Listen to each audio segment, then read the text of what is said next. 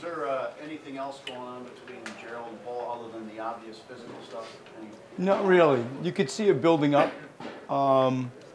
You know, there's an elite competitor in Gerald Henderson, and Paul George is obviously, you know, their marquee player, and I think Gerald takes pride in taking that matchup. We give Gerald normally one of the difficult wing matchups, and you could feel it brewing throughout the game, but it was nothing more than I think the obvious as you saw the game start to play out, and you know, the elbow that was thrown prior to Gerald retaliating was the result of both of them being ejected.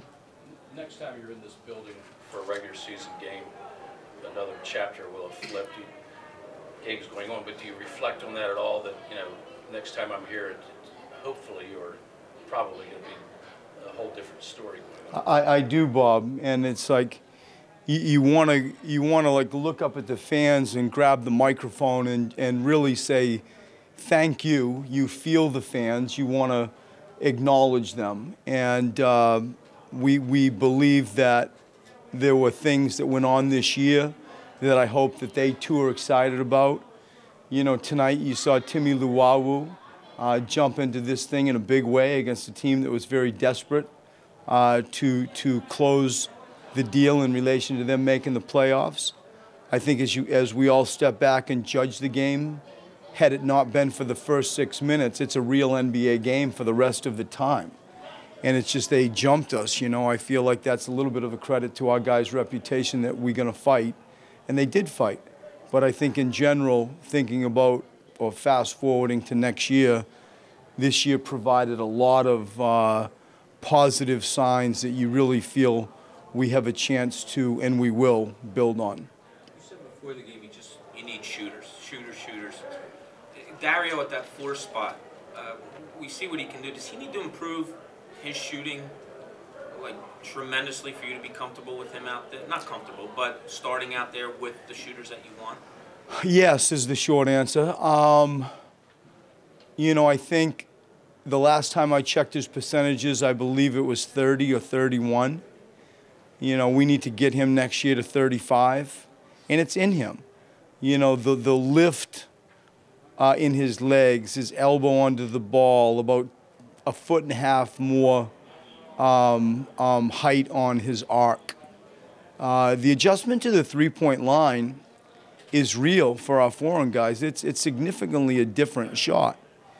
And he historically has been a long 2 guy, you know, and a post guy, bull in a china shop guy, and we're trying to grow him where he can use his mobility and creativity facing the basket. And this whole thing is going to be,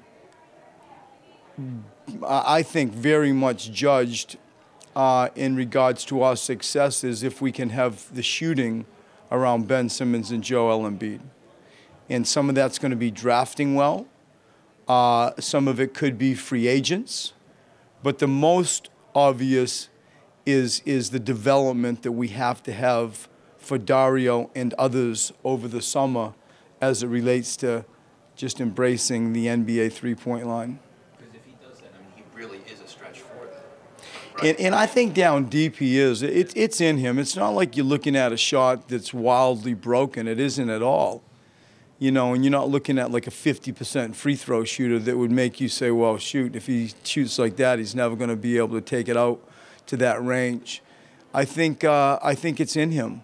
And I feel like when you really study shooters, if you say, well, his base is fine, and it is, there are some tweaks in relation especially to the arc and some of the legs, trying to get more legs into his ball. If you fix that, there's nothing that would suggest it's not in him to, like lots of players, keep moving up the food chain over the years. But shooting makes the world go round, and it especially will with Joel and Ben. As you wrap up your final home game here, when you look at the starts that Timothé and also Rashawn and guys like that have been able to make, the experience they've gotten in this stretch, when you take it into next year, just how vital and important was it? it's priceless. And what I think it does for those guys is, led by me, like there needs to be an appropriate fear of, okay, you know, now what's going to happen with free agents? Who are they going to go get for that? And that's real. Who are they going to draft? How does that affect me? That's real. And I think that when you have a taste of it like they had a taste of it, instead of guessing out, geez, I feel like if I put in time, you know, maybe I can get into this, they were in it. They lived it in real time. And I think when you taste it like they've tasted it, it produces of, I don't want to let that go.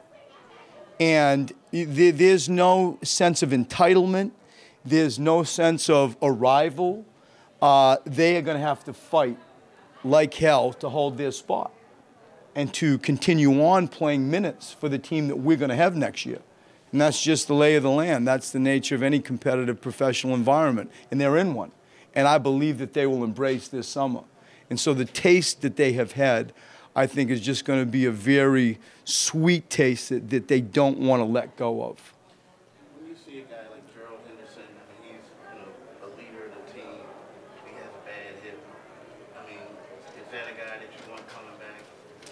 I mean, all these things obviously are going to be talked about, but the thing that stands out most to me with Gerald, and think about the people that we could put him in the same like bucket with. Luke Mbamute was a playing veteran leader in his own way. Jay Rich and Elton were leaders, but really didn't contribute that much on the court. And you learn entirely when you live that life that I have lived as a coach with a bunch of 20-year-olds around it, that they count for something. Their voice matters. And that's all I know. My first memory when you mentioned Gerald Henderson is that he obviously with his hip, like he fought through it, and I think that over summer we can get it better. But I very much appreciate him, and I very much respect him for the way he handled himself and how he conducted himself as a leader in a locker room and on a court.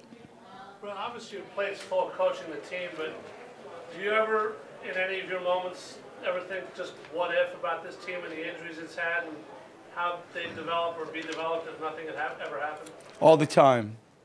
You always play it out in your head, if Joe were healthy, or, it's if Ben, didn't experience what he experienced, or Gerald or whatever, all the time.